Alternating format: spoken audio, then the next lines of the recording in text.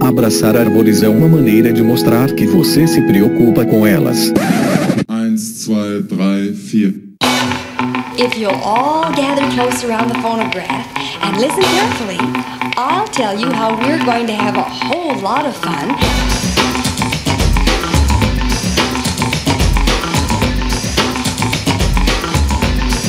Howdy! Aqui é Fernando Lima e este é o Desabraçando Árvores, um bate-papo sem firulas sobre ecologia, conservação, a vida, o universo e tudo mais. E eu estou aqui diretamente de Atibaia, São Paulo, e hoje, senhoras e senhores, eu venho lhes apresentar ninguém mais, ninguém menos que Rosa Lemos de Sá. É isso mesmo, senhoras e senhores. Um ícone, uma das maiores referências em biologia da conservação da história desse país. E foi um enorme prazer conversar com a Rosa, pessoal. Nós chegamos a receber ela algumas vezes aqui no podcast para falar do programa de bolsas do FUNBio. E finalmente nós temos aqui um episódio sobre a jornada dessa pesquisadora sensacional. Ela que tem graduação em manejo de vida selvagem pela Universidade de Wisconsin, nos Estados Unidos. Ela tem mestrado em ecologia pela Universidade de Brasília e PhD em Wildlife Conservation pela Universidade da Flórida, como várias pessoas que já passaram por aqui e hoje são grandes referências para a conservação em escala nacional e internacional. Ela também dirigiu a WWF Brasil, a World Wildlife Fund, e trabalhou na implementação do programa ARPA, Programa de Áreas Protegidas da Amazônia, em parceria com o Ministério do Meio Ambiente, o Banco Mundial, o Fundo Brasileiro para a Biodiversidade, o FUNBio, e a GIZ. E além de trabalhar na implementação, ela continuou envolvida e, de fato, ainda se envolve com o programa ARPA. Ela realizou pesquisas de campo com gansos selvagens na Áustria, com primatas no Brasil, trabalhou 3 anos na Fundação Gordon e Betty Moore, em Chicago, nos Estados Unidos, e atualmente é secretária executiva do FUNBio, Fundo Brasileiro para a Biodiversidade. A Rosa é, sem dúvida, senhoras e senhores, uma das nossas heroínas da conservação, patrimônio nacional. E em vários momentos, galera, nós citamos aí outras pessoas que passaram por aqui e eu vou deixar todos os links aqui. Nós temos aí no episódio 10 o nosso querido Cláudio Pádua, no episódio 36 o grande Russell Mittermeier, no 38 a Karen Stryer, a 59 a Cecília Queruf e no 63 o nosso maravilhoso Gustavo Fonseca. Eu vou deixar todos os links no post, então se vocês quiserem amarrar essa história dessa galera todas juntas, né, nos primórdios da conservação no Brasil, ouçam lá esses outros episódios, mas fiquem ligados nesse aqui, porque é absolutamente sensacional. Fiquem ligados aí na jornada de ninguém mais, ninguém menos que Rosa Lemos de Sá. Seguimos!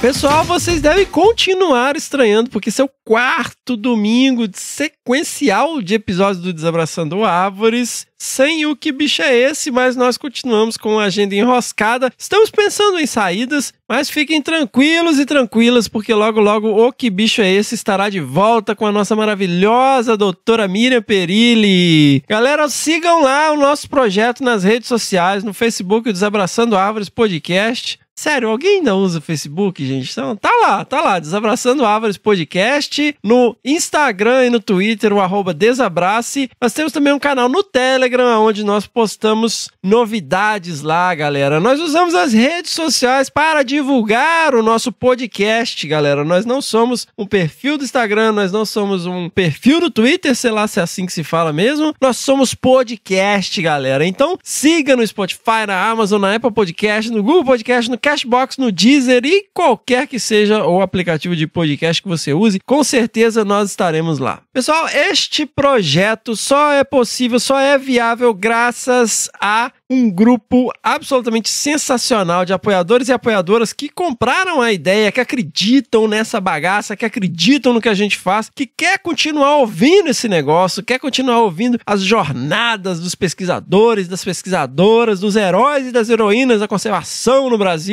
e que se sentiram compelidos e compelidas a apoiar esse projeto de tanto que acreditam. Então você que está ouvindo aí essa mensagem e você fala, caralho, que podcast foda, que maneiro, eu adorei esse episódio. Então vai lá no Padrim, no www.padrim.com.br/desabrace ou no Catarse, no catarse.me/desabrace. Todos os links estão no post e faça a sua assinatura a partir de R$1 por mês. Você apoia aí esse projeto, você pode ajudar o Desabraçando, esse movimento, a continuar existindo, porque sim, esse projeto depende disso para continuar sobrevivendo e pagar o nosso maravilhoso editor de áudio, Senhorá, além de outras pequenas despesas mensais que nós temos com o podcast. Os apoiadores e apoiadoras têm acesso a um grupo exclusivo no WhatsApp, onde trocamos muitas ideias lá, ideias de alto nível que nós trocamos aqui no Desabraçando Árvores. Também damos muitos Hadoukens de alto nível. Hadouken!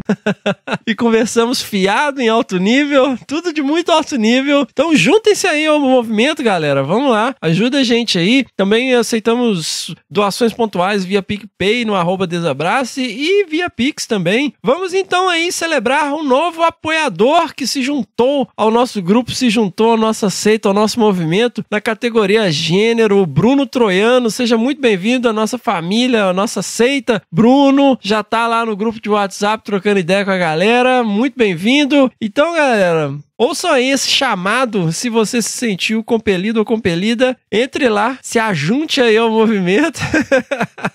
E seguimos!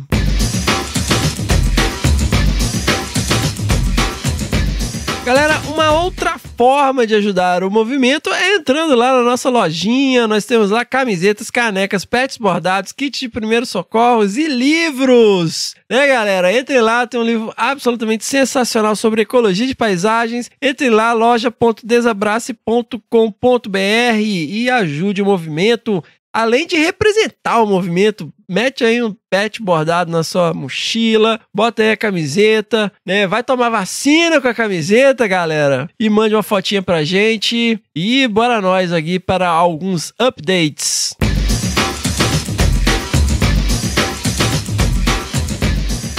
Pessoal, eu gostaria aqui de agradecer enormemente a nossa querida Caroline Gomes, do @BichoPreguiça-Responde. Sigam lá esse projeto de divulgação científica sensacional, @BichoPreguiça-Responde. Então, muito obrigado aí, Caroline, nossa sacerdotisa do movimento, tá sempre ajudando aí a gente com as redes sociais, lá também no grupo... Lá no grupo de WhatsApp, trocando ideia com a galera, sempre aí dando um feedback super bacana pra gente. E, pessoal, eu vou aqui responder uma pergunta meio maluca, mas eu acho que é válido, né? Já que a gente tá sempre falando aqui. O pessoal me perguntou por que eu fico falando que a minha tia trabalha no Itaú. Bom, pra quem tá chegando de paraquedas aqui, nós temos aí a nossa querida tia Cotinha. Tia Cotinha é aquela tia no interior que todo mundo tem, que a gente vê, sei lá, uma vez por ano... E tenta explicar aí o nosso trabalho, as nossas atividades de pesquisa, as nossas iniciativas pra ela, e ela acha tudo bonitinho e tal. E esse personagem, né, é muito inspirado na minha tia Leia, lá de Carangola. E sempre que eu falo minha tia Leia lá, que trabalha no Itaú em Carangola. Então assim, bom, a gente não tem patrocínio do Itaú. É pelo simples fato dela ser caixa no Itaú. E que isso cria, né, uma sensação de tipo, olha, ela realmente não tem um vínculo nenhum com a área ambiental, além de preocupações gerais, né? Muito influenciada pela gente e tal, mas a ideia de falar que ela mora no interior de Minas e que trabalha no Itaú é simplesmente para demonstrar isso, que ela é uma pessoa normal, não que nós não sejamos, né? Mas que ela é simplesmente uma pessoa querida do interior que trabalha num banco e que não tem nenhuma obrigação de saber as questões acadêmicas ou científicas ou de conservação que nós pontuamos aqui. E quando ela fala que não entende alguma coisa e tal, a gente vê que a gente precisa explicar melhor, né? Alguns temas, alguns conceitos, algumas coisas que a gente fala em inglês e tal, para não ficar aquela coisa só fazendo missa pra padre, né? Pregando pra convertido. A ideia aqui é trazer informação de uma forma que seja compreensível para as pessoas.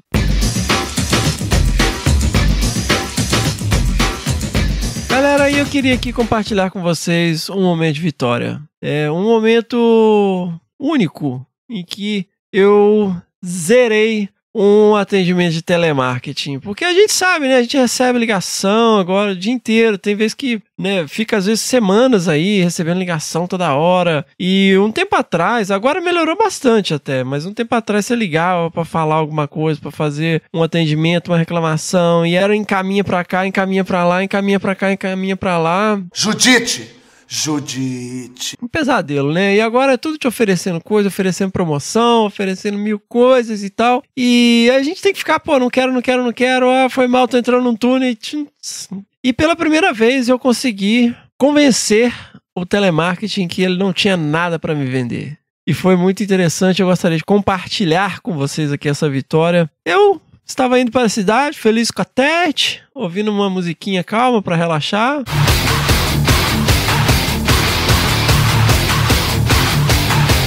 Toca o telefone. Okay, Houston, we've had a problem here. This is Houston, say again, please. Houston, we've had a problem. Sim, esse é o toque do meu telefone. E eu atendo no Bluetooth, né, gente? Tava ali, atendo no som do carro. Você aperta o botãozinho ali, aí você fica gritando, alô, alô. Eu tô dirigindo, né? Não falem no telefone dirigindo, crianças. E recebo a seguinte comunicação. Olá, estou falando com Fernando.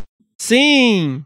Que bom! Aguarde que iremos entrar em contato com uma super oportunidade. Olha aí, né? Que estranho, né? O pessoal ligando pra avisar que vai ligar. Até meu filho ficou rindo. O que a moça queria, papai? O que a moça queria? E aí toca o telefone de novo. Olá, é o Fernando que está falando? Sim! Que bom, Fernando.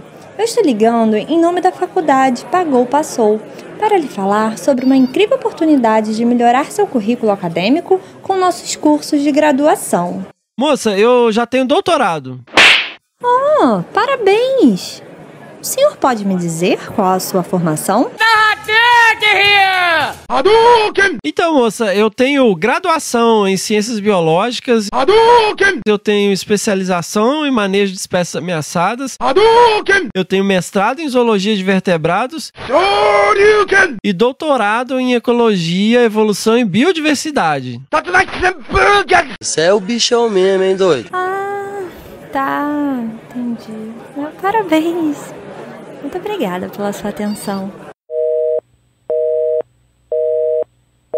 E foi assim, senhoras e senhores, que pela primeira vez na vida eu zerei uma chamada de telemarketing com garbo e elegância. Afinal de contas, é pra isso que a gente faz doutorado. Boa tarde, eu vim pegar meu certificado de babaca. Pois não, seu nome? Fernando.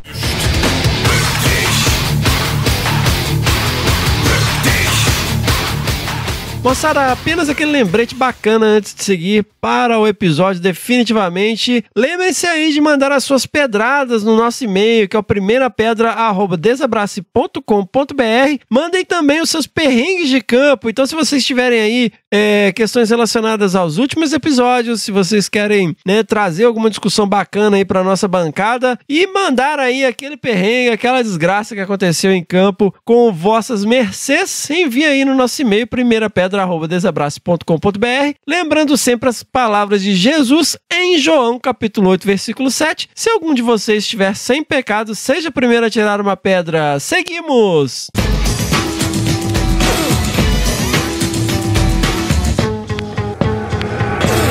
That was fun. Let's do it again.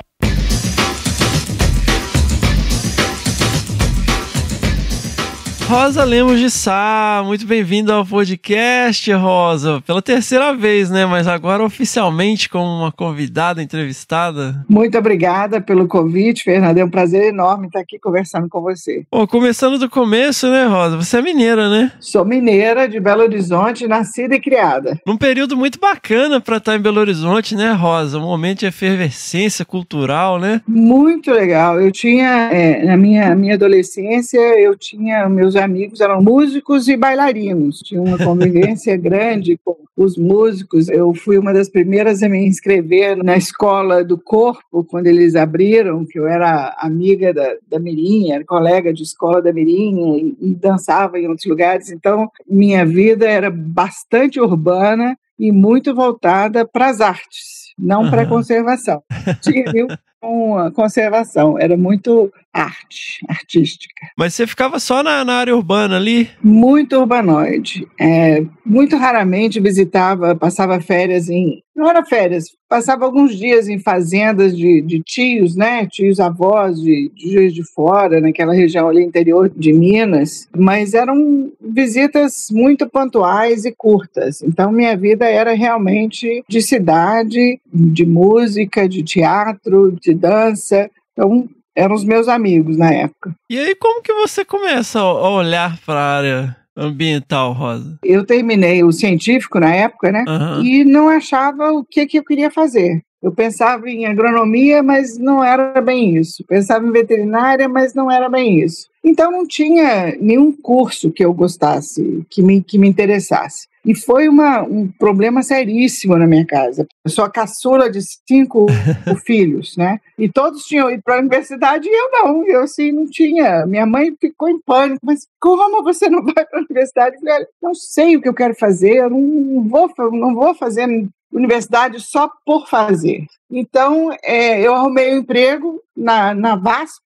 Não sei se vocês lembram da VASP. VASP, olha aí. Aviação Aérea São Paulo. E isso, vendia passagem na loja da VASP. Fiquei mais ou menos 1 ano e meio fazendo esse trabalho. E eu tinha uma irmã que era casada com um americano e morava nos Estados Unidos. E eles decidiram voltar para o Brasil. E ele veio na frente porque ela tinha um trabalho que tinha que terminar lá. Então, ele veio na frente e ficou na casa da minha mãe. Morava com a minha mãe na época, né? 20 e pouquinhos, 19, 20 anos. E ele tinha feito ciências naturais. Ele estudava meio ambiente. Tinha estudado meio ambiente, a questão de água, de floresta e tal. E ele não se conformava de que eu não tinha uma profissão, de que eu não tivesse uma coisa que eu gostasse. E ele ficava assim, fazendo milhões de perguntas. Mas não é possível, você tem que ter alguma coisa que você gosta.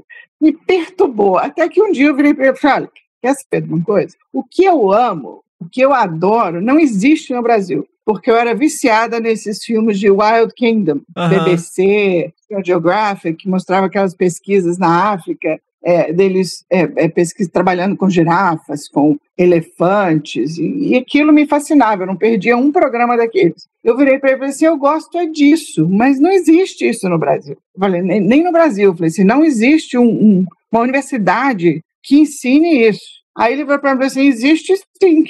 A universidade que eu fui tem um programa de Wildlife Management, que era justamente isso. Ele era de Wisconsin, e ele me deu um catálogo da universidade que ele foi, que era o campus de Stevens Point, é uma cidadezinha pequenininha, bem no meio do estado de Wisconsin, e ele me deu o catálogo e falou, leia esses cursos aqui sobre Wildlife Management. E eu fiquei fascinada, falei, é isso que eu quero. Só que eu falava zero de inglês, né? Não tinha nada de inglês, não tinha feito nenhum teste para ir para lá, mas resolvi escrever para a universidade e falei, olha, eu quero ir para aí fazer esse curso. E tem umas coisas na vida da gente que a gente não sabe, são oportunidades que surgem sem você planejar, né? Eu nunca planejei nada na minha vida, tudo acontece assim, por acaso e vai acontecendo. O diretor de programas internacionais dessa universidade estava louco para atrair estudantes estrangeiros. E apesar de eu ter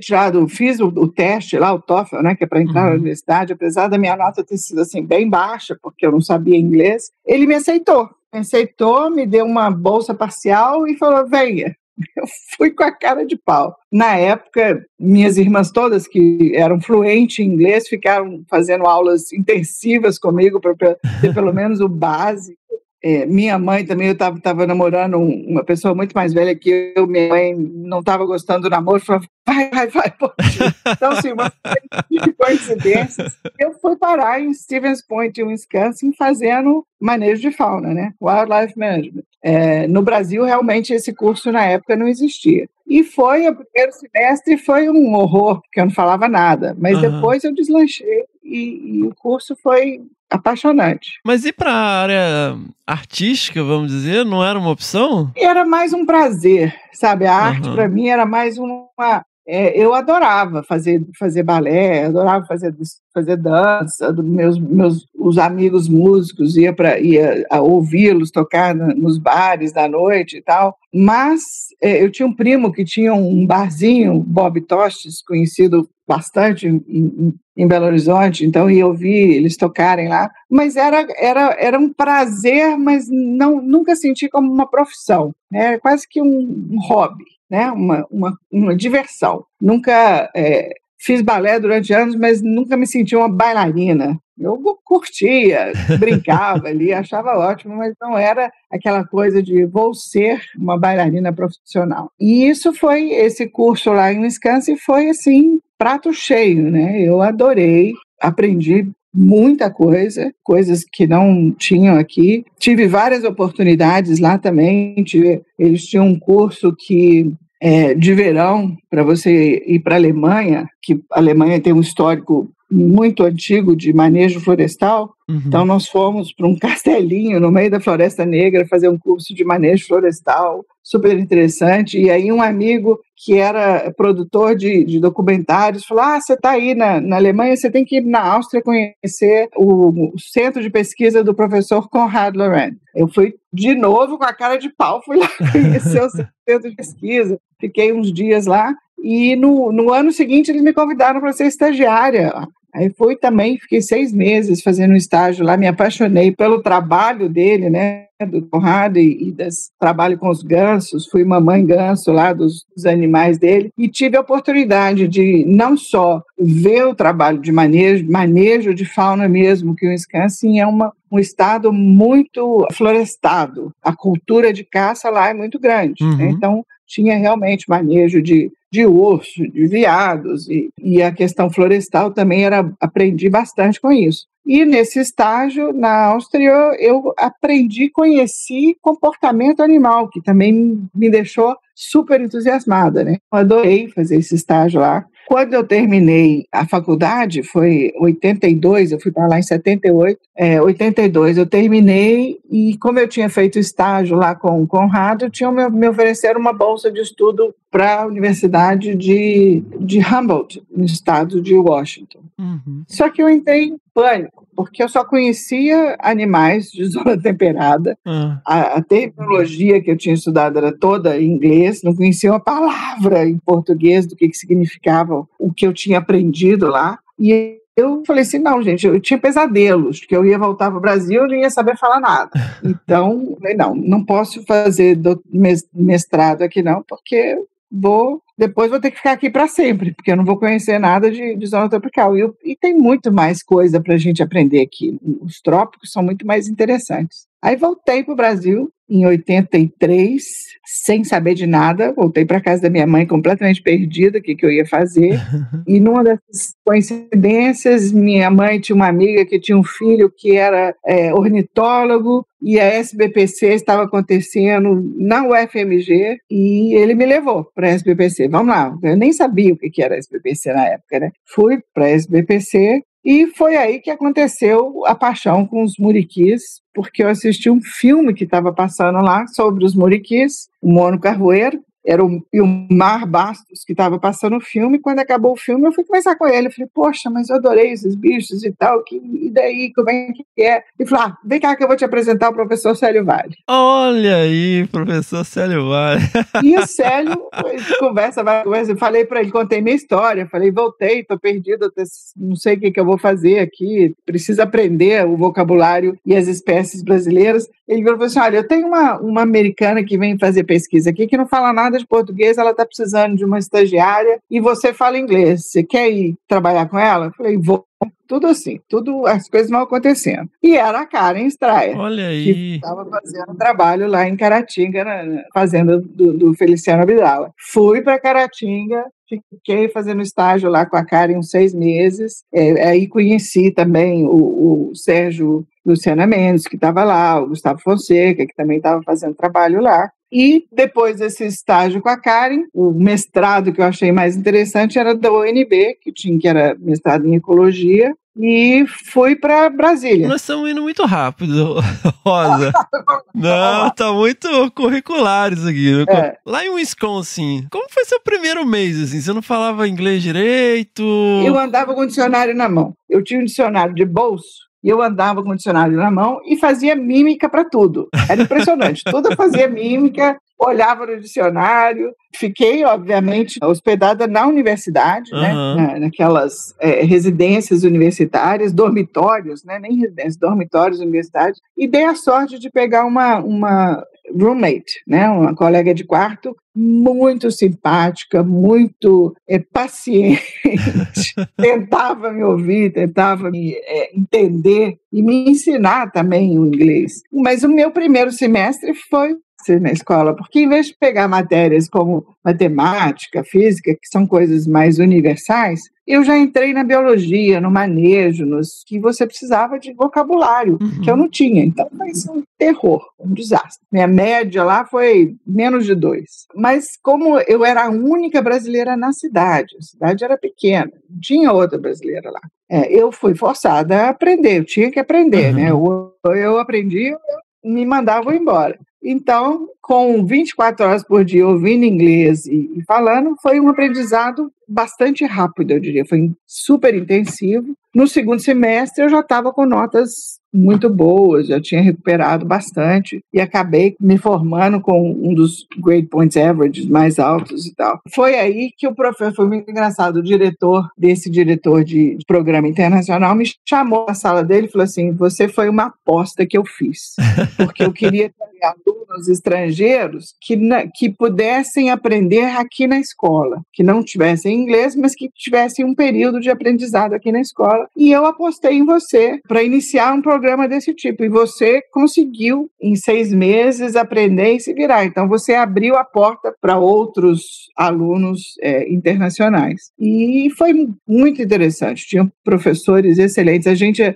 fazia aula de campo no campus universitário, porque você achava no próprio campus 80% das espécies de árvores que tinham em Wisconsin, né? Que tinham mesma coisa com as árvores, eu não precisava ir para longe para aprender, e era muito divertido. Eu sofri muito com o frio, né? Nunca tinha ido para um país que nevasse e fui parar logo lá em cima, divisa com o Canadá, que era gelado. Então, assim, tem uma história muito engraçada que eu sempre no Brasil lavo a cabeça e saio sem secar, né? Sai cabelo natural molhado. Eu fui para lá em final de agosto, começo de setembro. Um dos primeiros dias que eu saí, assim, logo após lavar a cabeça, meu cabelo congelou. Ficou aquela coisa dura, assim, congelada. Eu tive que voltar correndo para dentro do dormitório para secar, porque eu não tinha a menor noção dessas coisas. Chegou a fazer, enquanto eu estava lá, menos 20 graus Celsius. Era frio mesmo. Então foi uma adaptação enorme, não só da língua, mas da temperatura, da cultura, que é muito diferente nossa. Não tinha família nenhuma, né? Não tinha ninguém que eu conhecia, não tinha um outro brasileiro para trocar ideias. Tem uma coisa também interessante, que eu conheci um professor da universidade, que um dia virou para mim e falou assim: eu conheci uma brasileira que morou aqui há uns anos atrás, mas é claro, o Brasil é muito grande, você não vai conhecer. Eu já sabia quem era, né? Aí eu, de brincadeira, falei assim: qual o nome dessa brasileira? Aí ele falou, eu falei assim: é minha irmã. Ela estava lá com o meu cunhado, ele estava fazendo a pós-graduação lá. E aí a gente caiu na gargalhada, né? Quer dizer, as duas brasileiras que ele conheceu eram da mesma família, eram irmãs. Então, mas acho que foram as únicas que foram para Stevens Point até hoje, não deve ter outro brasileiro na cidade. Mas é uma cidade muito bonitinha e um estado muito bonito, porque as florestas estão intactas, né? Eles preservam muito. E foi uma época de aprendizado enorme, de uma grande satisfação, de uma realização, né? Finalmente eu estou estudando aqui animais silvestres. Na Áustria você fazia exatamente o quê? Você falava inglês lá? Lá eu já falava inglês. Fui para os Estados Unidos em 78, eu fui fazer estágio na Áustria e foi em 1980. 80, 81.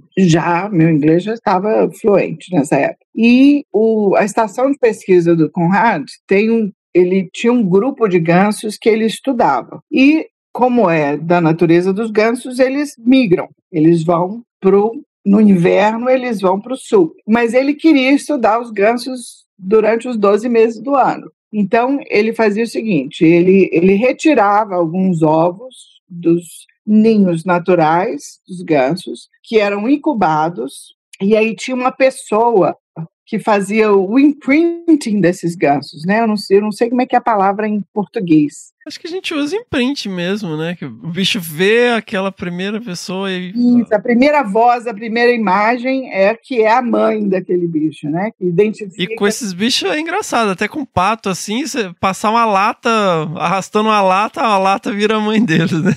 Exatamente. Então eu ficava ali ao lado da incubadora e quando os bichinhos começavam a sair, a eclodir, quebrar o ovo, eu começava a conversar com eles. Na mesma, tinham certas vocalizações que eles reconheciam, né? Que já eram conhecidas dos pesquisadores. Então, faz aí, Rosa.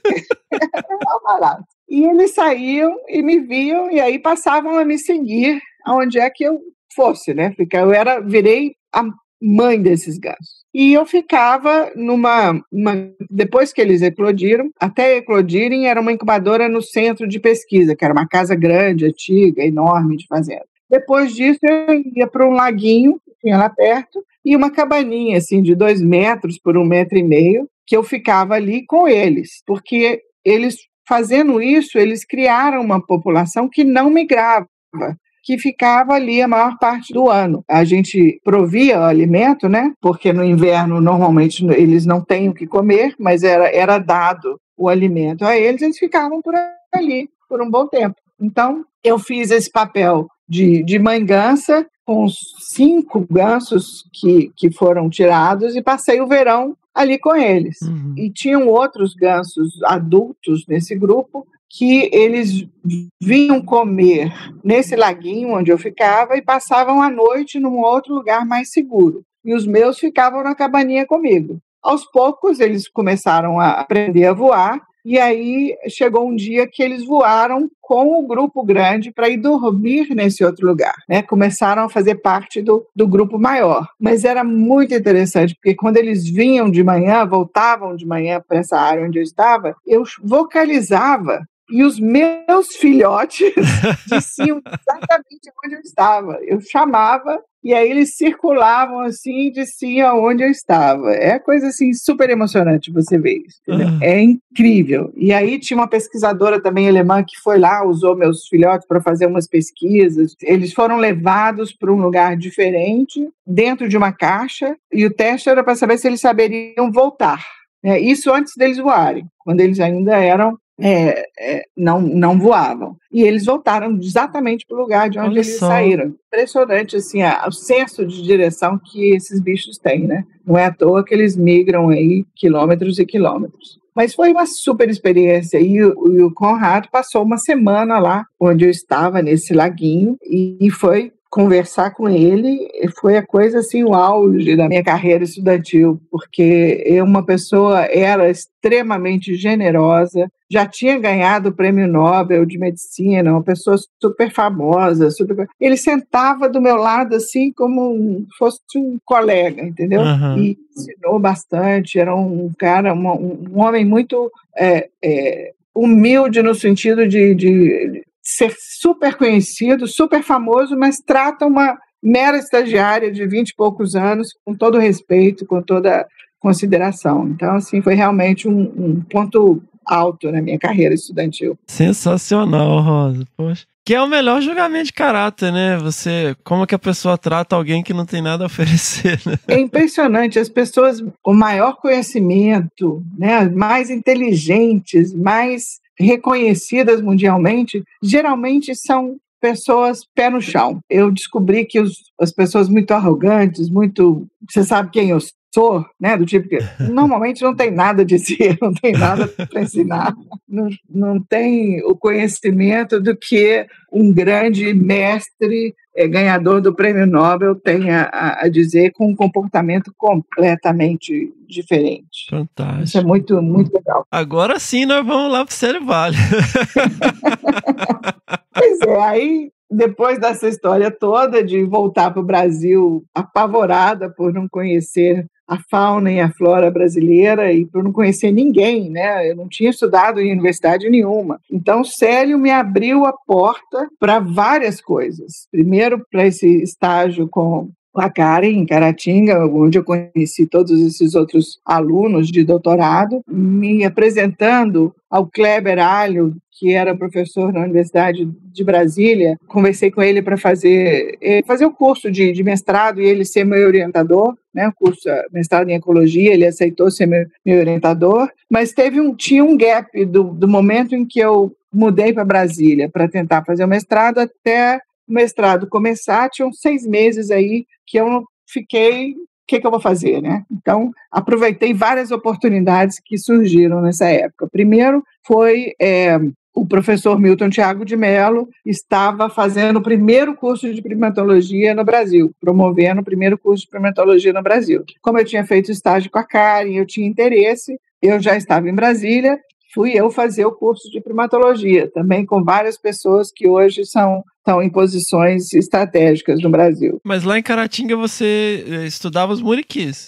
Eu fiquei acompanhando os muriquis com a Karen. Uhum. E a Karen ficou um período e depois foi embora e eu fiquei acompanhando para ela, para habituar os animais à presença humana, né? Então ficava andando no mato atrás dos bichos, acompanhando a Karen num primeiro momento e depois ela voltou para a universidade e eu continuei acompanhando por um tempo para habituar os animais e aprendendo por eles. Você pode descrever, Rosa, um dia de monitoramento de coleta de dados de comportamento? Que eu já trabalhei com primatas, assim, eu acho sempre bom retornar isso, porque eu acho desesperador, assim, porque você vai contando o dia em minutos, né? Na verdade, o dia começa no dia anterior. Você tem que acompanhar os animais durante o dia e saber onde eles dormiram. E ele tem uma hora, quando o sol começa a se pôr, eles encontram uma árvore específica, um lugar específico que eles vão passar a noite. Então você deixa eles dormindo ali e vai dormir também. E você tem que voltar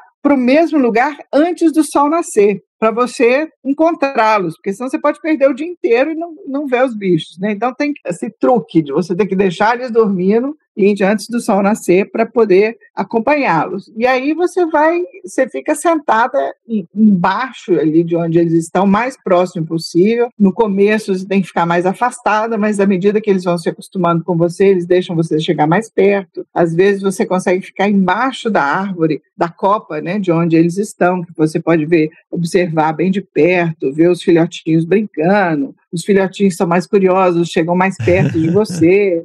E essas coisas nunca chegam a tocá-los, né? Mas assim, tem uma curiosidade maior. E você passa o dia, eles podem ficar o dia inteiro na mesma árvore, se a árvore tiver com algum fruto, alguma flor que eles comem, e eles podem passar o dia inteiro ali, não sair dali. Como eles podem andar alguns quilômetros, né? Depende do dia, depende do que está em oferta no mercado florestal, assim, na floresta. Vão atrás daquela alimentação mais preferida, digamos assim. O que está em floração, o que está em frutos, as folhas novas também, que eles gostam muito das folhinhas mais que estão acabando de sair, né? O brotinho, que é certamente mais saboroso. Então você passa o dia ali, você fica 12 horas no mínimo, seguindo esses animais e observando o que eles estão fazendo, quem está brincando com quem está copulando com quem. Os monos vivem num grupo muito pacífico, né? Não tem briga entre eles. Então é divertido você assistir as interações e principalmente entre os filhotes que ficam ali perturbando os adultos, digamos assim. Mas é muito legal, muito interessante. E você ia lá na venda ligar para Belo Horizonte, no orelhão de ficha, né? Eu ficava naquela casinha que todos os pesquisadores ficavam lá, né? Na entrada da floresta. De vez em quando a gente ia até a casa da fazenda, o seu Feliciano convidava a gente para um almoço, um café, uma coisa assim, e de tempos em tempos a gente pegava a van do Gustavo Fonseca e ia para a cidadezinha mais próxima, a Kombi, né? Não era van, era uma Kombi que ele usava para fazer pesquisa. A gente ia com ele para a cidade mais próxima, para um barzinho, para beber, era assim, uma coisa raríssima. Mas a gente ia e era aí que tinha a oportunidade de ligar para casa, né? Dizer que tô viva, tô bem, tô aqui ainda, não se preocupe. Era o famoso orelhão que você tinha que ficar na fila para poder mandar notícia para a família, que você estava tranquila, porque a estrada para chegar em Caratinga naquela época era terrível, era de terra, e se chovia, para chegar lá em cima era uma luta. Então, às vezes ficava 2, 3 dias para conseguir chegar por causa da estrada, né? Cheio de lama, cheio de buraco, e você ficava empacada ali. Mas é uma diversão.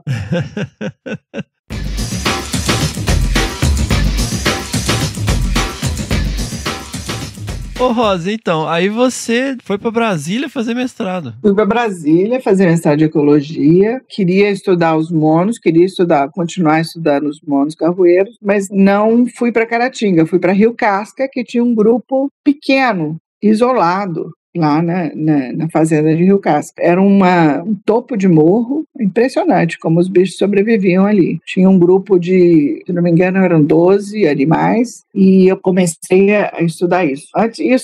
Depois do curso de primatologia, tem esse período pré-mestrado, que eu falei com você que tinha uns 6 meses, aí eu fiz o curso de primatologia e também tive a sorte de conhecer o James e Luann Dietz, que trabalhavam com o mico-leão dourado, que estavam também procurando estagiárias para a reintrodução do mico-leão dourado lá em Poço das Antas. A Deborah Kleiman começou esse programa que ia trazer animais dos zoológicos de Washington para serem soltos em Poço das Antas. Só que eram animais criados em cativeiro, então eles tinham que passar por um programa de readaptação. Então eu e mais 2 biólogas fomos trabalhar lá no centro de primatologia, de novo, numa casinha pequenininha, que a gente ia de manhã cedo para onde os micos estavam e fazia, não só observava, mas catava grilos vivos e tal, para que eles aprendessem a caçar, né, comer animais vivos, e também colocava galhos dentro do viveiro para eles aprenderem a pular em galho. Não é bem aprender, é criar musculatura, que um animal em cativeiro não tem a mesma musculatura que um animal na floresta. Então, foi um programa, assim, era uma quarentena misturado com um programa de reaprendizado a viver na floresta. E foi super interessante, foi a primeira reintrodução desses animais em Poço das Antas, foi também um aprendizado enorme. O Cláudio Pardo, nessa época, trabalhava lá no Centro de Primatologia, tive a oportunidade de conhecer o professor Coimbra Filho, né, que é uma sumidade da primatologia no Brasil, então eu morava lá no centro, encontrava com ele todo dia, super interessante, o Piscinati, que era o veterinário lá, então também passei uns 6 meses lá até começar o meu curso na UNB. Foi aí que eu fui, então, começar o curso na UNB, fiz as matérias e tal, e fui fazer o trabalho de campo em Minas, em Rio Casca, e o Kleber era meu orientador em Brasília, e eu consegui um orientador em Minas, que era o Anthony Rylands. Olha aí. Também primatólogo. Ele já estava no FMG? Já estava na UFMG, então ele era meu orientador. Então, como ele estava mais próximo de Rio Casca, né, eu trabalhava com os dois, tanto com o Anthony Rylands quanto o Kleber Alho, que me orientava em Brasília. E fiz esse trabalho lá, fiquei um ano e pouco, acho que um ano e meio quase, coletando dados nessa fazenda, que era, por sinal, em frente ao Parque do Rio Doce. Então, eu consegui um botânico do Parque do Rio Doce para identificar as espécies de árvores que os monos se alimentavam. Fiz um trabalho de acompanhamento diário deles, de uso diário, né, de como é que eles se movimentavam, e tentei descobrir outros indivíduos na fazenda. Era uma fazenda enorme, tinha 4.000 hectares, mas era o único grupo que tinha sobrado. Eles tinham cortado a mata toda e só tinha esse pedacinho de topo de morro lá. Você fazia aqueles grids com carta topográfica na mão, fazia, né? Só para quem tá ouvindo aí, que tá acostumado com GPS. Isso mesmo, era tudo na fita. Fita, bússola, cara. Era bem interessante. E aí tem uma história interessante também, que eu tinha um mateiro. Peguei um menino lá da fazenda, um rapazinho, jovenzinho lá da fazenda, ele devia ter uns 16, 17 anos, para me ajudar a abrir trilhas, seguir os animais e tal. Ele me ajudava também a achar os animais. Quando eu perdia, ele ia na frente tentando achar os animais. E ele ficou comigo esse 1 ano e tanto trabalhando comigo. No final do meu trabalho, a mãe dele veio conversar comigo. Eu fiquei amiga da família, obviamente. Uhum. Mas a mãe dele veio conversar comigo e falou assim: você estragou meu filho. Como assim que eu estraguei? Ele não quer mais pegar na enxada. Não quer mais trabalhar na enxada. Ele só quer agora fazer outras coisas. Deixa ele estudar outras coisas, né? Faz um trabalho diferente. Mas foi muito legal. E aí você seguiu com esse trabalho, Rosa? Ou você voltou lá para trabalhar com os micos-leões? Não, eu segui com esse trabalho. Eu fiz meu trabalho lá com os micos-leões, foi só naquele primeira reintrodução. Uhum. Enquanto eu estava trabalhando com os monos carvoeiros lá em Rio Casca, o orientador do Gustavo, que também trabalhava em Rio Casca, que também coletava nessa fazenda, foi lá conhecer o trabalho do Gustavo, que era o orientando dele, e me conheceu, que era o John Robinson, professor da Universidade da Flórida, em Gainesville, que tinha criado o programa lá de florestas tropicais, e ele era o orientador do Gustavo. E ele me conheceu fazendo o trabalho lá com os monos carvoeiros, e depois de um tempo, quando eu terminei minha tese, ele perguntou se eu não queria estudar com ele lá na Flórida. Olha aí! Eu não faço, é isso que eu digo, eu nunca fiz plano para nada na minha vida, tudo vai acontecendo assim. E eu tinha uma crítica, eu falei, todos os brasileiros estão indo para Gainesville, todo mundo que eu conheço foi para Gainesville. A hora que John Robinson me chamou, eu falei, claro que eu quero ir. Ele é um cara ótimo, né? Um super pesquisador, uma pessoa queridíssima. E fui eu lá para a Flórida junto com todos os outros brasileiros. Eu tive uma bolsa do CNPq para o mestrado, consegui uma bolsa do CNPq para o doutorado também. Nessa época eu me casei pouco antes de ir para lá. Meu marido foi junto, que também fazia mestrado em ecologia na UNB. Então ele também era de lá, só que ele trabalha com peixes, né? Ictiólogo. E aí fomos nós para Gainesville para fazer o doutorado. E o John Robinson foi uma pessoa assim, importantíssima, até hoje uma pessoa importantíssima na minha vida, na orientação, no aprendizado que eu tive com ele, na convivência com outros professores lá. E ele tinha recentemente visitado a hidrelétrica de Samuel. Você lembra? Samuel estava sendo construída no final da década de Onde é? Final da década de 80. A hidrelétrica em Porto Velho, que estava em construção, e ele tinha visitado a hidrelétrica. Estava na época que ele visitou,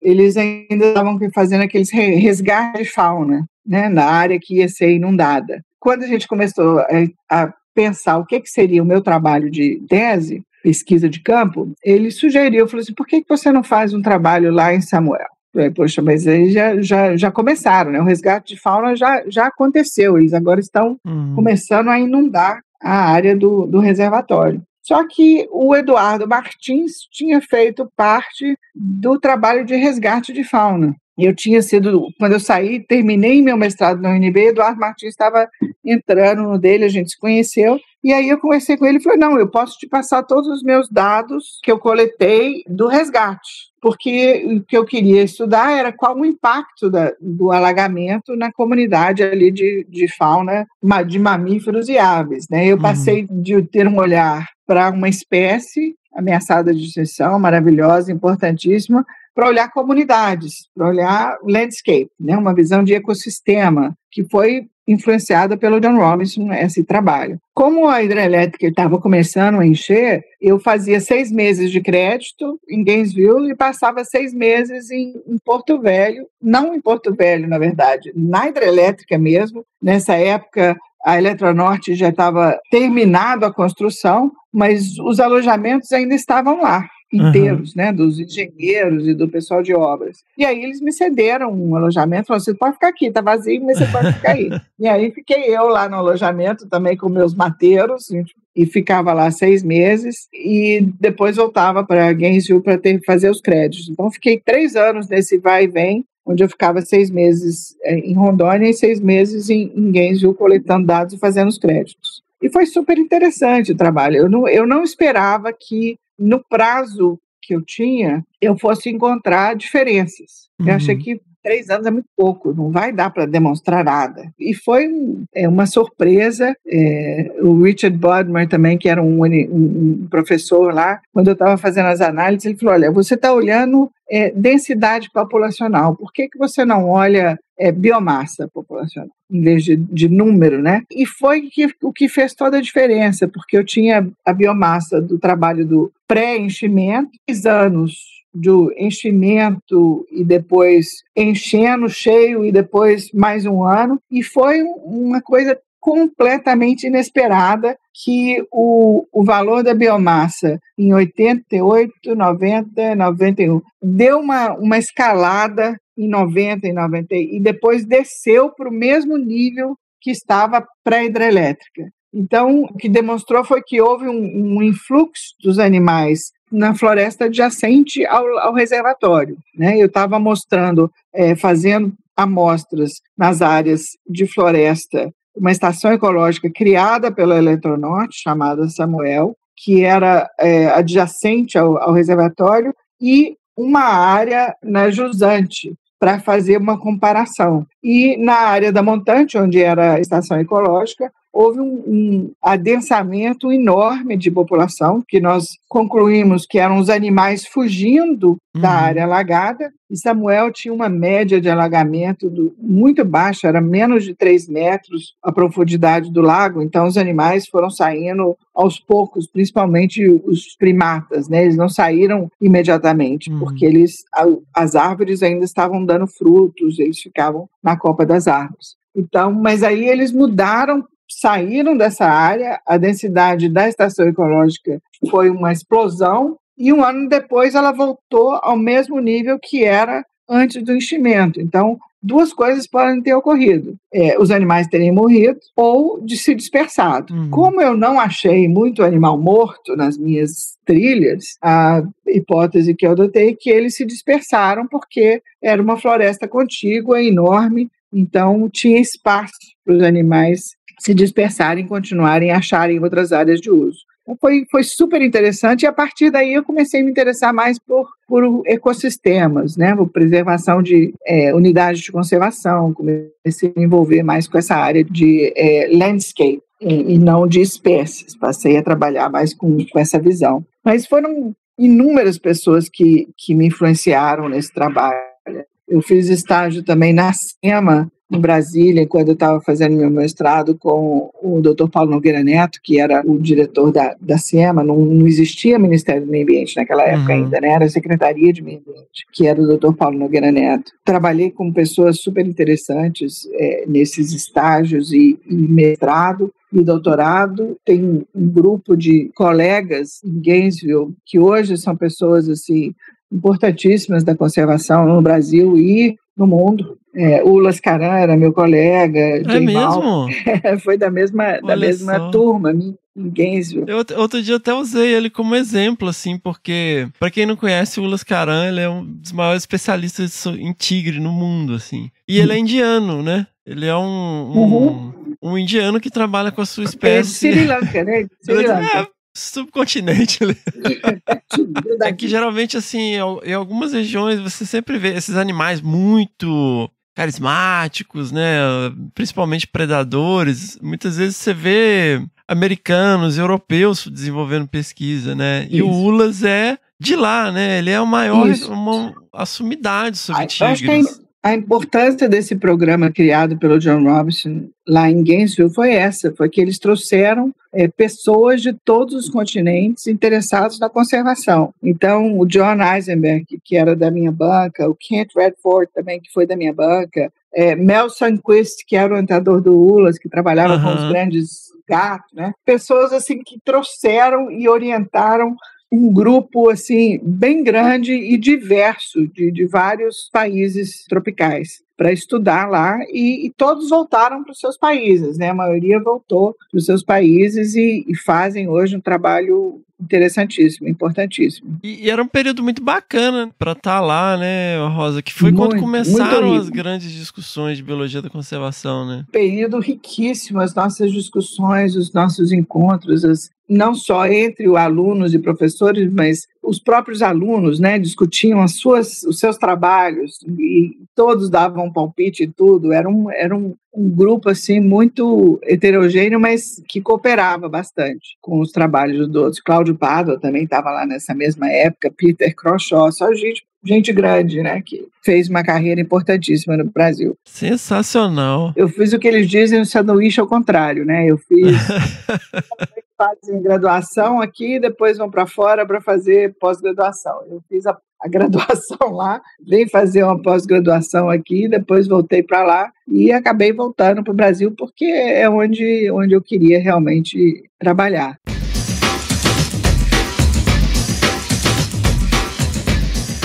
Ô Rosa, e você começou assim na Mata Atlântica, numa região super depauperada, que é o Vale do Paraíba, né? Fragmentada, uma das primeiras regiões a ser muito explorada desde a colonização. E como foi essa transição para a Amazônia? Porque a Amazônia passou a ter uma grande influência no seu trabalho, né? Enorme influência. Por influência do John Robinson, que me mandou para lá. A primeira vez que eu fui a Porto Velho, eu não conhecia a Amazônia, né?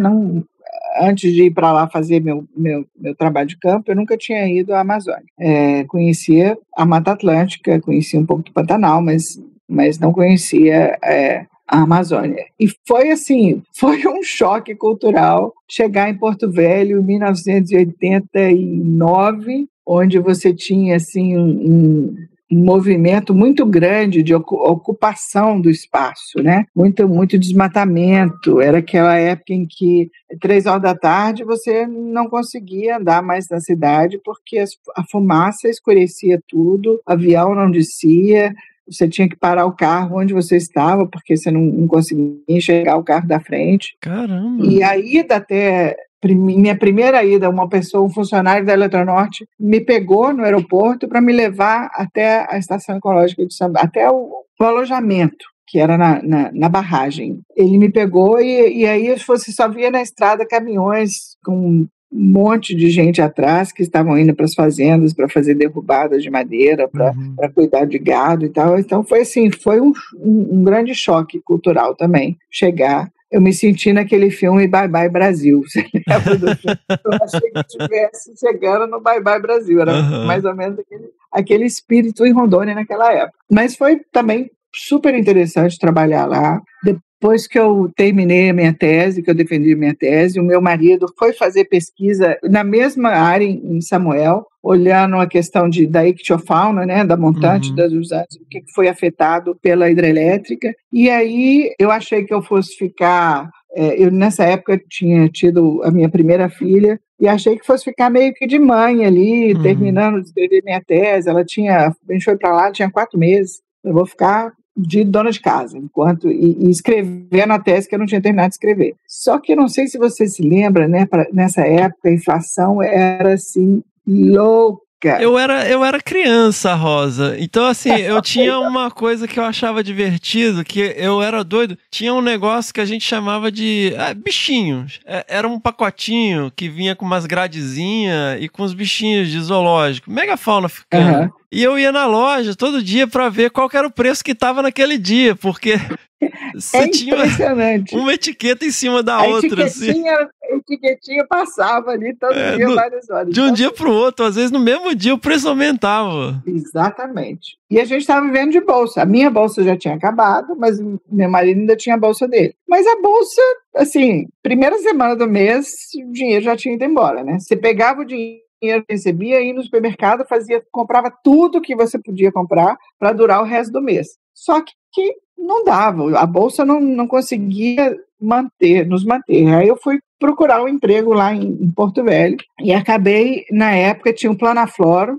que era um plano do Banco Mundial de conservação das florestas de Rondônia, e eu acabei indo trabalhar na Secretaria de Meio Ambiente com o Planafloro. Então, fiquei lá quase 2 anos trabalhando, e foi também uma oportunidade excelente, porque o Planafloro tinha identificado algumas áreas para criar unidades de conservação. Então, na Secretaria de Meio Ambiente, a gente estava justamente no processo de criação dessas áreas, e foi super também interessante, e algumas áreas já foram invadidas e desmatadas, né? Então, eu consegui negociar com o Banco Mundial a troca de uma área que tinha sido invadida para aumentar a Estação Ecológica de Samuel, que quando eu fiz minha pesquisa lá, ela tinha 25 mil hectares. E aí a gente conseguiu, com o INCRA, uma área de mais 50 mil hectares e transformou a área em 75 mil hectares. A Estação Ecológica passou de 25 a 75 mil hectares, com o apoio do Banco Mundial e do INCRA na região. E aí juntou a Estação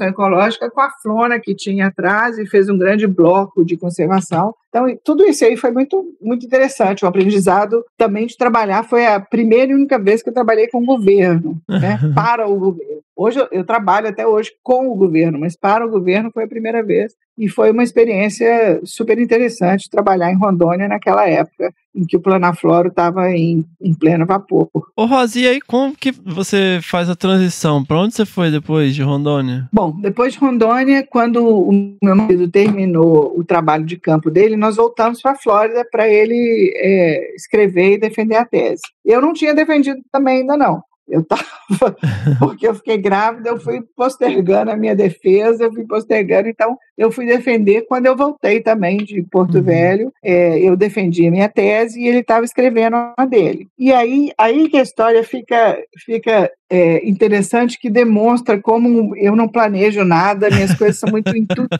acontecem. Eu defendi meu doutorado e estava lá esperando ele terminar o dele. Nesse meio tempo, o Márcio Aires, que tinha criado o Mamirauá, o convidou para trabalhar em Mamirauá. Nessa época, nossa filha tinha 4 anos. Eu falei, bom, ele vai para Mamirauá, eu vou atrás, né? Agora é a minha vez de seguir. Ele me seguiu a Porto Velho, eu vou atrás dele para Mamirauá. Então, comecei a fazer, falei, o que eu posso fazer? Comecei com o Márcio Aires e tal, a gente combinou que eu ia fazer um projeto para estudar as onças em Mamirauá. Olha aí! Interessantíssimo, né? Aí eu sentei com o Mel Sandquist, que era o especialista lá em grandes gatos, ele estudava tigres lá com Ulas, né, orientador do Ulas. Sentamos, fiz um projeto super detalhado, maravilhoso, com orçamento, com tudo bonitinho e tal. Coloquei no envelope e deixei em cima da minha mesa em casa. Ficou uns 3 dias lá em cima da minha mesa. Eu tinha que mandar para o Márcio Aires para ele aprovar. O envelope ficou lá. Até que meu marido perguntou assim, por que você vai pôr isso no correio? Você não vai mandar a sua proposta para o Márcio, não? Aí eu falei para ele, olha, eu não estou certa de que é isso que eu quero fazer. A gente tem uma filha de 4 anos, eu quero ir para Tefé, morar lá num alojamento, não era nem um alojamento, né? Morar lá num flutuante, em Mamirauá. Ela é muito pequena, tem um monte de doenças, um monte de problemas, eu não estou me sentindo muito segura. Ainda falei para ele assim, que tal se eu ficar em Manaus, procurar um trabalho lá em Manaus, no INPA, ou ver o que eu posso fazer lá na universidade e tal, que a gente vai ficar próximo, né, que Mamirauá é pertinho ali de Manaus, mas eu fico na cidade com ela, e enquanto você tá em Mamirauá. Ele falou, tá bom, então tá. E aí comecei a procurar. E o envelope ficou na mesa. O envelope foi pro lixo. Depois dessa, o envelope foi pro lixo. O Márcio nunca viu o projeto, nunca soube. Aí eu comecei a procurar emprego, o que tinha disponível. E descobri uma vaga que tinha no WWF Brasil. Eu fui apoiada no meu mestrado pelo Mittermeier, que trabalhava no WWF, ele me apoiou no meu trabalho de campo de mestrado, e o WWF-US me apoiou também no meu trabalho de doutorado. Então eu tinha uma ligação forte com o WWF, gostava muito, e sempre me perguntavam assim, o que você vai querer fazer? Eu falei, eu quero trabalhar numa ONG tipo WWF. Quando eu soube que tinha uma vaga no WWF Brasil, em Brasília, eu conversei com meu marido e falei, olha, isso aqui está me parecendo mais interessante do que ficar aí. E como nós dois sempre apoiamos muito a carreira do outro, né? Ele falou, tá bom, manda aí, faz a entrevista e tal. Então eu mandei meu currículo, fiz uma entrevista por telefone e tal. Não fui aprovada, fiquei em 2º lugar. Teve uma pessoa, um paulista, que ficou em 1º lugar, fiquei super decepcionada, falei, não era para ser, então vou eu lá para Manaus. Chego lá, eu acho alguma coisa para fazer. Uma semana depois, o Garo Batmanian, que era o CEO do WWF Brasil, me liga e fala assim, você ainda está interessada na vaga? Que legal. Eu falei, tô. Por quê? Falou, não, a pessoa desistiu. A esposa da pessoa que tinha sido selecionada não queria mudar para Brasília. Então, ele desistiu e a vaga é sua se você quiser. Eu falei, e sopa no mel, né? Eu falei, é isso mesmo. Aí viemos para o Brasil, ele veio também, meu marido veio também para Brasília para terminar de escrever. Eu comecei a trabalhar no WWF e ele, pouco depois, foi para Mamirauá. E por uma dessas coincidências da vida, o primeiro projeto que eu peguei no WWF foi Mamirauá, que o WWF apoiava o Mamirauá. Então, a primeira viagem de campo que eu fiz foi para uma reunião em Mamirauá e estava já o meu marido lá, trabalhando com o Márcio Aires. Nós continuamos nessa relação de Manaus-Brasília durante um bom tempo, enquanto ele ficou trabalhando com o Márcio. E no WWF era o que eu queria, entendeu? Eu queria trabalhar, realmente eu já não tinha mais, nunca quis dar aula, a academia nunca foi meu objetivo, e trabalhar em campo também é muito difícil quando você tem filho pequeno, né? Trabalhar na Amazônia com um filho pequeno. Então, trabalhar no WWF foi assim, um sonho. E eu comecei a desenhar. Na época, a instituição era bem pequena ainda, recém-criada, tinha poucos técnicos. Então, eu desenhei um programa para o Pantanal, e aí contrataram uma pessoa para ficar no Pantanal. Desenhei um programa para o Mata Atlântica, aí contrataram alguém para ficar coordenando o programa. Depois desenhei um programa Cerrado, a mesma coisa. E aí apareceu um programa na Amazônia, que eu trabalhei no desenho dele, e aí eu virei pro Garo, esse eu não passo para ninguém não, esse vai ficar comigo. Que é o ARPA? ARPA, exatamente. O ARPA, olha só. Comecei a trabalhar com ele em 98, eu estava grávida da minha segunda filha, a gente começou o desenho com o Ministério do Meio Ambiente, na época não tinha ICMBio ainda, né, era o IBAMA, e então era uma articulação grande para desenhar o projeto. Tinha também um grupo de economistas da Goldman Sachs que ofereceu tempo para projetar o custo, né, do programa, quanto que custaria esse programa para implementar as unidades de conservação. Então, assim, foi um momento riquíssimo de discussão. Eu achei que fosse durar 2 anos esse planejamento, e durou 5.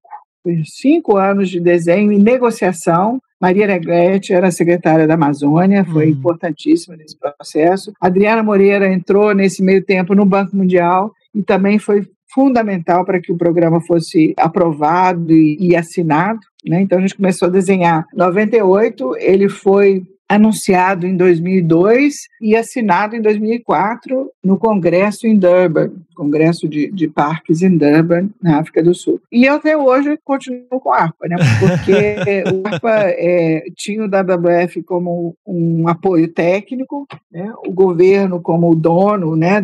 O mandatário das unidades, de quem tem que trabalhar com as unidades, e o FUNBio, que veio a ser o mecanismo financeiro que iria receber os dinheiros de doação do ARPA e executar o ARPA. O Anael Jacob trabalhou com você, não? Não, eu não peguei ele não chegou. Eu trabalhei com Pedro, obviamente, Pedro Leitão, Daniele Moreira, que era advogada, e a Georgia Pessoa também, que era advogada do FUNBio na época, que negociava. A negociação foi dificílima, né? A gente estava na sala do ministro, Banco Mundial, FUNBio, WWF, com o ministro esperando para assinar o contrato final, e advogadas na salinha ao lado negociando 2 ou 3 palavrinhas que não...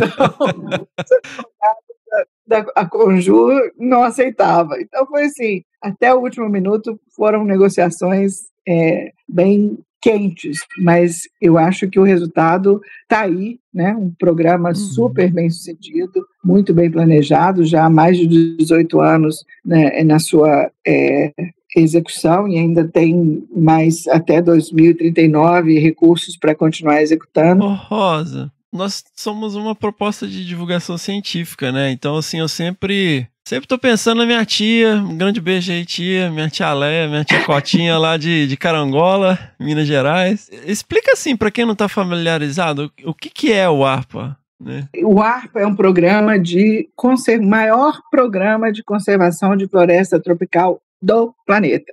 Chama Áreas Protegidas da Amazônia. É um programa que consolida as unidades de conservação selecionadas pelo programa. O programa começou com 12 unidades, só unidades federais. No começo também era só parques e reservas, né, unidades de proteção integral. Depois entraram as unidades de uso sustentável e depois entraram os 9 estados. Então, um programa que começou com apoio a 12 unidades de conservação, hoje apoia 117 unidades de conservação em todos os estados da Amazônia e onde mais ou menos metade das unidades são do governo federal, a outra metade são dos estados e também quase meio a meio proteção integral e uso sustentável. Essas 117 unidades juntas somam 60 milhões de hectares. São 2 estados de São Paulo. O programa criou mais de 24 milhões de hectares de unidades de conservação. Ela adotou áreas que já existiam e criou áreas novas. E essas áreas novas foram estrategicamente localizadas para preservar ecossistemas importantes da Amazônia, um representativo, né? Essas 117 unidades têm uma alta representatividade dos ecossistemas existentes na Amazônia, além de formarem corredores muito grandes, porque elas são adjacentes a outras unidades de conservação que não são apoiadas pelo ARPA e a terras indígenas. Então, quando você olha no mapa, você tem assim corredores gigantescos de proteção em que o ARPA ajudou a criar, fazendo as conectividades e criando as unidades. Já ganhou prêmio do Tesouro Americano, foi copiado pelo Peru, pela Colômbia, 2 países, Moçambique e esqueci um outro país africano também, que estão usando o modelo do ARPA para criar os seus próprios programas, né? Então, assim, é uma super história de sucesso na conservação. Sensacional.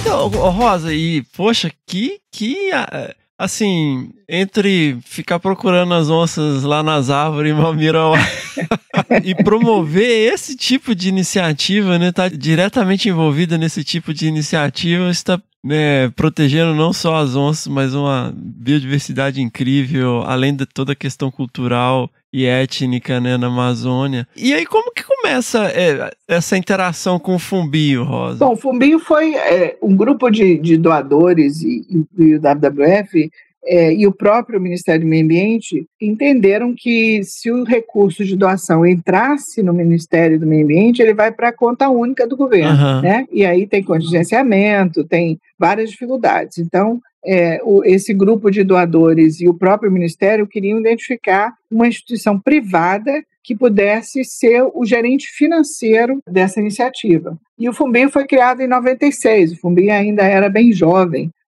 mas o Roberto Bauhausen era o presidente na época do conselho.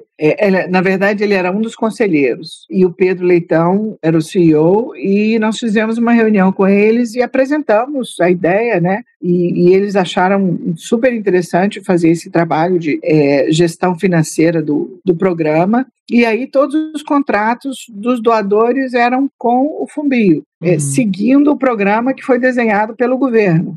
Então, assim, o governo é o dono do programa, digamos assim, e tem os doadores que orientam, que tem um comitê de doadores até hoje, que orientam e monitoram o programa, e o Fumbio, que é o gestor financeiro que faz todas as compras, todas as entregas para as unidades de conservação. E foi aí que a gente convenceu o Fumbio a entrar no ARPA, e ele até hoje é o gestor financeiro do programa, há 18 anos trabalhando com ele, com um aprendizado enorme de conservação e de gestão de unidades, né? E quanto custa manter uma unidade, consolidar uma unidade de conservação. Esse é um trabalho que o Fumbio se tornou um especialista mesmo. E aí, como que você faz essa transição da WWF? Eu já estava há 10 anos no WWF, fiquei 10 anos trabalhando no WWF. E eu tenho, eles dizem que tem um casamento, tem o IT dos 7 anos, né? Eu tenho uma coceirinha dos 10 anos. Eu preciso dar uma arejada, dar uma mudada, assim. E eu estava procurando alguma coisa nova, uma inovação.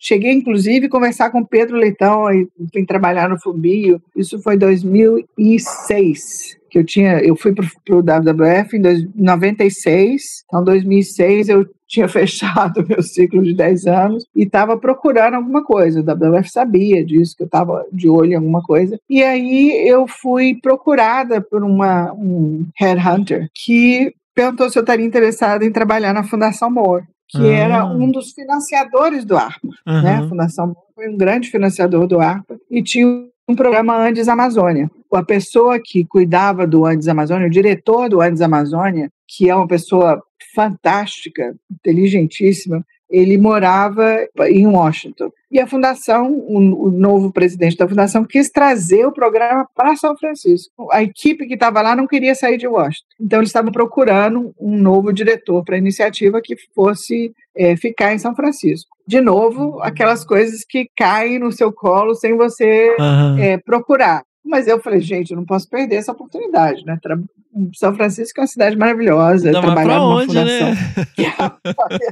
que apoia o ARPA. Eu achei que seria uma oportunidade para minhas filhas também aprender inglês, conhecer uma nova cultura, né? Fomos nós de Malicuia para São Francisco e fiquei 3 anos lá trabalhando na iniciativa. Foi uma experiência também ímpar. Continuei apoiando o programa ARPA como doador, né? Antes era um apoio, o WWF era uma parte mais técnica do programa. Aí fui ser doadora do programa, que foi super interessante. E não só do programa ARPA, mas o programa Andes Amazônia apoia os 9 países da Bacia Amazônica. Né? Então também era mais abrangente, mais interessante, um trabalho super relevante para a conservação da bacia amazônica. Fiquei lá 3 anos, quando o Pedro me chamou para o Fumbio. E aí, nessa conversa com o Pedro, eu vim ao Brasil, conversei com ele, eu ia ser coordenadora dos programas do Fumbio. O Fumbio estava crescendo e tal, precisava de um diretor de programas, digamos assim. Aí eu vim, os primeiros 6 meses fiquei como coordenadora de programas, e aí o Pedro anuncia que ia sair. Não é possível, agora que você vai embora. E nessa discussão ele me recomendou para o conselho para ocupar a cadeira dele. Eu conheci o presidente do conselho, que já tinha trabalhado com ele no WWF, ele tinha sido presidente do conselho do WWF no passado, então ele me conhecia bem, e outras pessoas do conselho, como o Braulio Dias também, que eu conheci, trabalhei com ele na CDB, né, nos programas de CDB e do SNUC. Então eles resolveram me dar essa oportunidade de virar a secretária executiva do Fumbio. Foi aí que em 2010 eu assumi a secretaria do Fumbio. E estou lá até hoje, amando, adorando. Eu acho que é uma instituição incrível. A gente tem um objetivo muito importante, que é trazer recursos para a conservação brasileira, né? Trabalha em todos os biomas do Brasil, e trabalha com o GEF, com o GCF, com o KfW, todas as cooperações internacionais, e desenhando e implementando projetos de conservação no Brasil todo. Então, é um enorme prazer trabalhar com o Fumbio, com a equipe de profissionais que o Fumbio tem, mas os meus 10 anos chegaram. Né?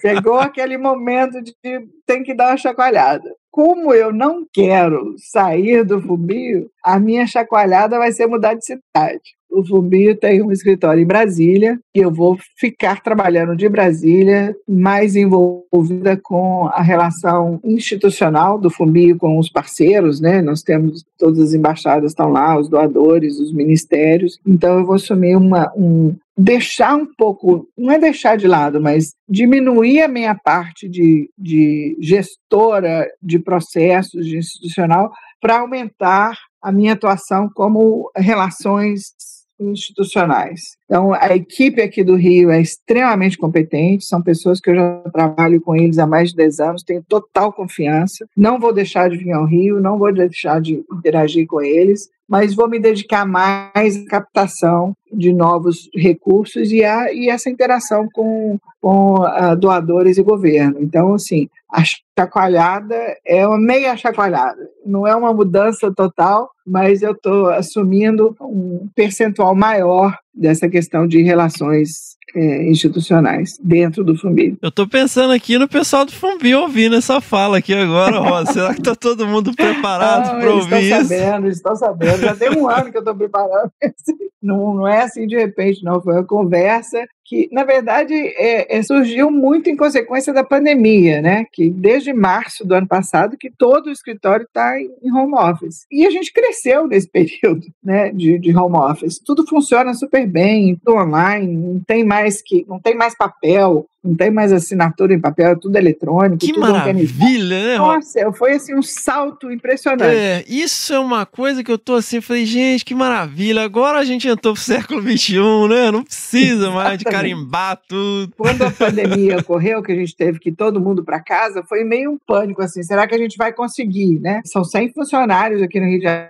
Janeiro, todos em home office, como é que a gente vai coordenar isso, como é que TI vai dar conta, mas foi assim impressionante, foi super bem sucedida a transição, funciona super bem, o Fumbio está crescendo, contratou um monte de gente nesse período, que para mim é um problema, porque eu não conheço mais todo mundo do Fumbio, porque eu não estou lá para ver todo mundo, mas isso me deu uma certeza de que eu não preciso estar presente aqui no Rio de Janeiro, eu posso trabalhar de onde eu quiser, e eu acho que essa relação mais próxima em Brasília é muito positiva para a instituição, e vou continuar interagindo com o escritório do Rio, não só virtualmente, mas também presencialmente. Eu virei mensalmente ao Rio, mas eu acho que o Fumbio vai se beneficiar de ter uma pessoa mais próxima lá dos nossos doadores e parceiros que estão em Brasília. Então, como eu disse, é uma meia chacoalhadinha, mas continuo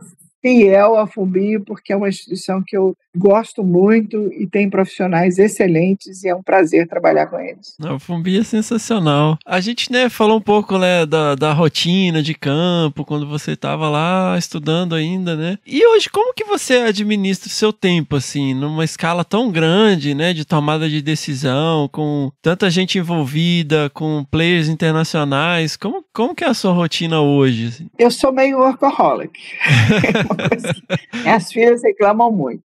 Dou muita atenção a elas, mas eu tenho uma agenda de trabalho bastante pesada, né? Agora melhorou muito porque na pandemia não se viaja mais, né? Então, minhas viagens internacionais, principalmente, e eu ia mensalmente a Brasília mais de uma vez, São Paulo, todas as convenções e negociações internacionais eu estava presente, então essa parte diminuiu bastante, que eu estou mais em casa, estou mais presente, mas eu gosto de trabalhar. Outro dia uma colega minha lá de Stevens Point, que a gente mantém em contato, ela é finlandesa, a gente estava trocando de e-mail, ela falou assim, eu já aposentei há muito tempo, você não vai se aposentar?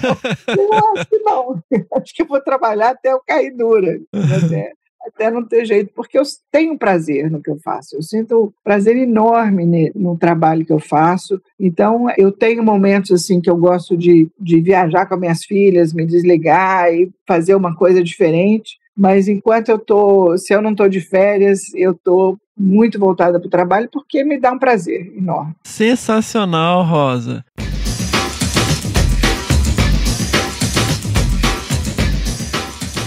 Rosa, para a moçada que está começando aí, nós temos uma grande audiência aí para galera que gosta de meio ambiente, muita gente que está na graduação, no mestrado, até no doutorado, professores. Se você fosse deixar um recado aí para a galera que está começando, o que você pode falar? A principal coisa que eu posso dizer é não percam as oportunidades que passem à sua frente. Não fiquem presos a planos pré-concebidos e existem inúmeras oportunidades que muitas vezes você fica na dúvida, vou, não vou, devo, não devo, vá. Principalmente se você é jovem, você está começando uma carreira, vá, faça, entre, porque são essas oportunidades que você nunca pensou que pudessem existir, que você não planejou, que você não visualizou, são elas que vão te dar um caminho. E não se arrependa de tentar coisas novas, de se atirar naquilo que, se é uma coisa que você gosta, vai em frente, porque é o que vai te dar prazer e você só vai ser bem sucedido se você fizer aquilo que você gosta. Não adianta ter um trabalho que tem um salário maravilhoso se você está insatisfeito. É preferível ser pobre e feliz do que rico e insatisfeito, entendeu? Faça o que você gosta. Sensacional, Rosa.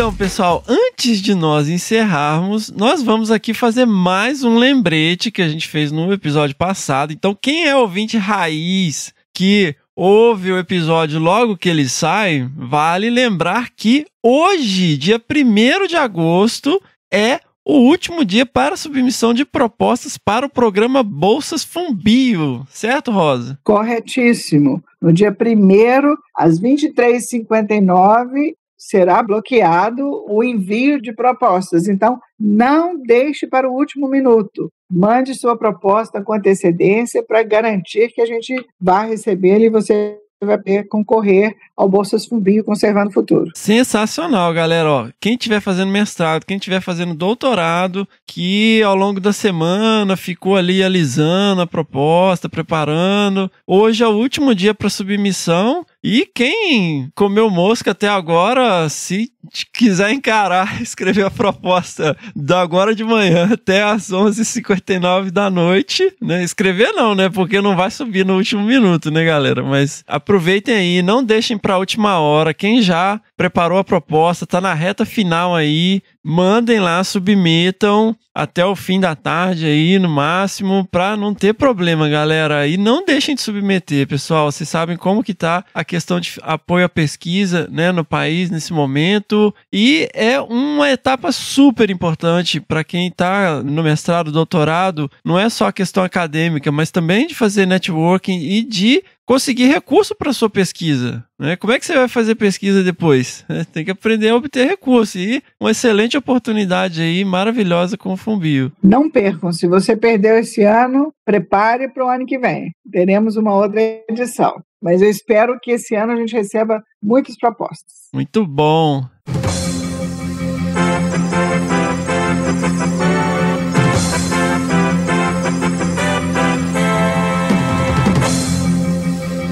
E atenção, pessoal, as inscrições do Bolsas Fumbio Conservando o Futuro foram prorrogadas até o dia 8 de agosto. Mas tudo tá valendo, inclusive não deixar para a última hora. Então fiquem ligados, fiquem ligadas nessa excelente, nessa maravilhosa, imperdível oportunidade para quem está fazendo mestrado ou doutorado. Inscrições para o Bolsas Fumbio Conservando o Futuro foram prorrogadas até o dia 8 de agosto.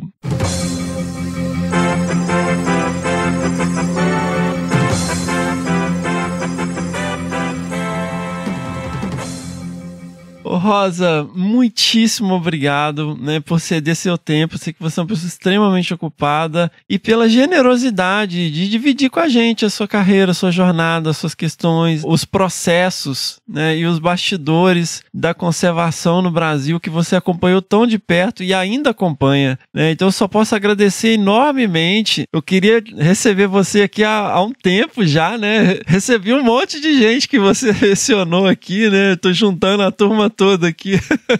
Mas muito obrigado. Sou eu quem agradece, Fernando. Muito obrigada. Foi um prazer enorme falar com você. Sensacional.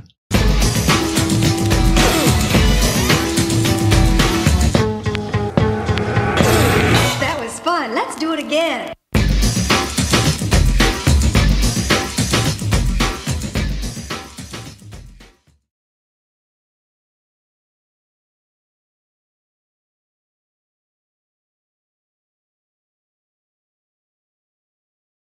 Sensacional! Seguimos! Não, seguimos não.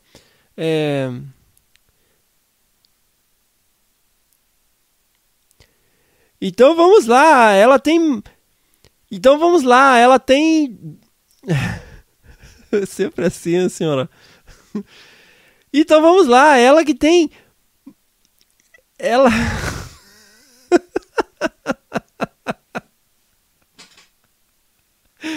Ai, ai.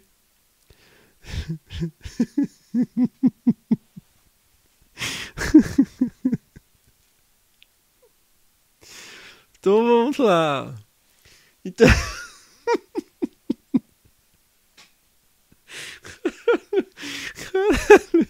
Desculpa, senhora, que eu não vou parar de gravar só porque eu tô com preguiça de gravar tudo de novo. Vamos lá.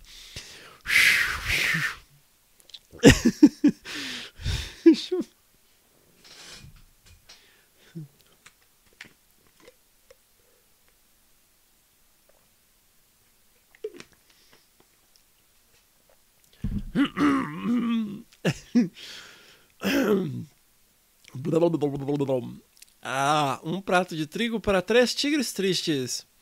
Ela que tem... Puta que pariu, mano.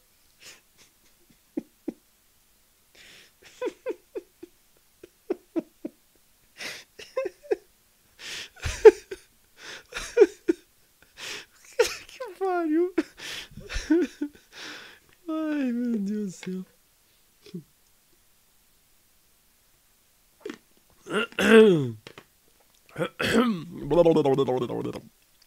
Graduação. Ela tem graduação. Ela que tem graduação em manejo de vida selvagem.